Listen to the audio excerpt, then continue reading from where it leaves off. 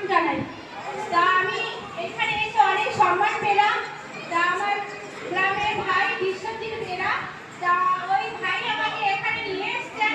তা আমি খুবই খুশি হয়েছি। এখানে যত দিদি ভাই এবং দাদা ভাইরা আছে ওনাদের সাথে মিলে এবং ভিডিও বানালাম, সেলফিও তুললাম। তা যাই হোক খুবই ভালো লেগেছে আমাকে এখানে এসে। এতটা সম্মান পাবো, শ্রদ্ধা পাবো আমি ভাবতে পারিনি। তা আগামী দিন চেষ্টা করবো আমি আরো সুন্দরভাবে নিজের আইডিটাকে তুলে ধরার জন্য, সবার প্রতি ভালোবাসা দেওয়ার জন্য।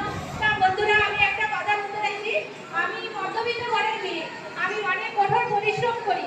আমি দুঃখের বিষয় কি বলবো, আমি একটা মেয়ে হয়ে নিজে রোজগার করে নিজের খরচ পোশাক সমস্ত কিছু আমি চালাই। তা আমি ফেসবুকে কাজ করতে নেমেছি। যদি কিছু সফলতা পাই, তা ওই সফলতা থেকে নিজের কিছু উপার্জন করে নিজের কিছু চলার জন্য।